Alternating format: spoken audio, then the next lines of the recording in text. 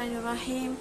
Alhamdulillahirrabbilalamin. Wassalatu wassalamu ala asyrafil anbiya'i wal mursalin wa ala alihi wa sahbihi ajma'in. Assalamualaikum warahmatullahi wabarakatuh. InsyaAllah pada hari ini saya akan menyampaikan sebuah topik ringkas berkenaan bagaimana untuk kita menghadapi takdir yang buruk.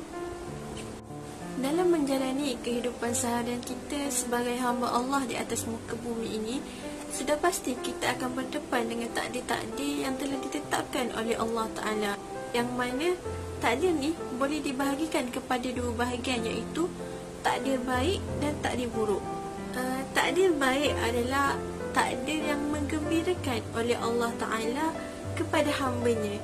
Misalnya, seseorang itu berhasil untuk melakukan kebaikan atau berjaya dalam kehidupan dia. Namun, langit takkan selalunya indah. Kadang-kadang kita juga harus berdepan dengan takdir-takdir yang buruk. Sebagai contoh, ditimpa sakit, kehilangan orang tersayang ataupun dizalimi oleh rakan-rakan. Jadi, bagaimanakah kita sebagai seorang Muslim untuk menghadapi takdir-takdir buruk ini? Dalam kitab Al-Fawaid, Imam Ibn Qayyim Al-Jauziyah ada berkata, jika sesuatu takdir buruk menimpa seseorang hamba, maka ada 6 sudut untuk memandang takdir itu. Yang pertama, sudut pandang tauhid. Manusia yang dalam hatinya berpegang teguh dengan keimanan terhadap Allah akan memandang satu musibah itu dengan pandangan iman dan tauhid. Dalam hal ini, hatinya akan meyakini segala yang terjadi itu adalah kehendak Allah, berlapang dada dan menggantungkan harapannya semata kepada Allah dengan bersabar. Yang kedua, melalui sudut pandang keadilan. Dalam hal ini, kita hendaklah memandang musibah itu berlaku adalah bukan untuk menzalimi.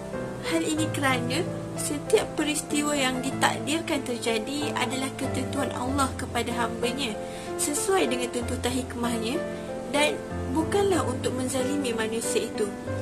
Hal ini dapat dibuktikan oleh Allah sendiri dalam surah Al-Fussilat ayat 46. Maksudnya, dan sesekali tidaklah Tuhanmu menganiayai hamba-hambanya. Sadaqallahul azim.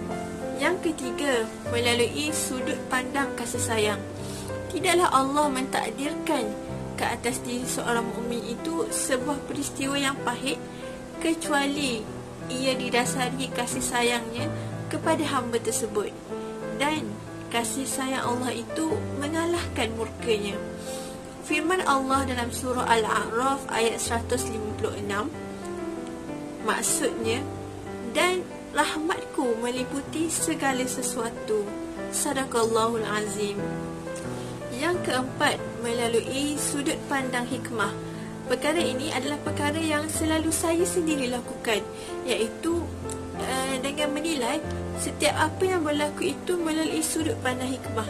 Ini kerana hikmah Allah Ta'ala menuntut kejadian itu berlaku dan tidaklah dia mentakdirkan benda itu dengan sia-sia tanpa tujuan. Mesti akan ada hikmah di sebalik setiap ujian. Hikmah tersebut kadang-kadang kita tahu ataupun kadang-kadang kita tidak tahu. Namun, ketidaktahuan kita terhadap sesuatu hikmah itu janganlah dijadikan sebagai sebab ataupun alasan untuk kita berburuk sangka kepada Allah Ta'ala. Mungkin hikmah itu terjadi tanpa kita sedari. Yang kelima adalah sudut pandang ibadat. Dalam hal ini, kita haruslah menyadari bahawa kita adalah hamba Allah semata dari segala sisi. Maka, perkara yang berlaku itu adalah hukum-hukum pemiliknya dan berlaku pula takdirnya ke atas apa yang dimilikinya. Sebagai hamba Allah, kita harus menyadari bahawa Allah itu berhak untuk mengatur dengan segala bentuk pengaturan. Bagaimanapun juga, semua itu terserah kepada Allah Ta'ala dan kita sebagai hambanya haruslah redha dengan ketentuannya. Sebagai kesimpulan, Allah memberi kita musibah tidak bermakna dia murka dengan kita.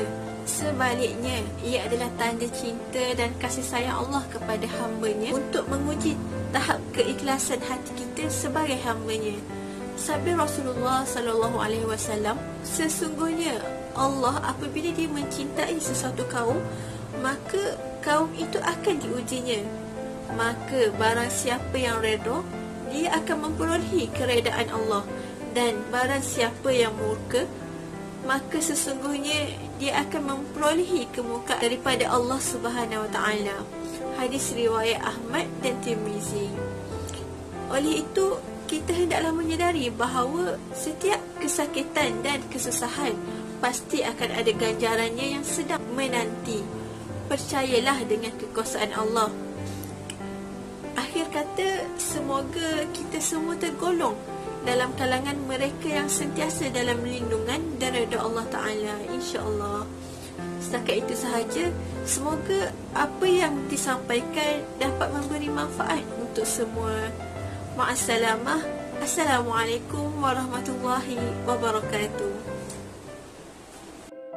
تسمعني رباه تدري خلجاتي ومناجاتي تعلم يا الله لا ما في دنياهم حاجاتي تركت العبيد ما أنت تريد أريد لو ترضى عني جود مني ما لذاك مزيد يا رب أنت سمعني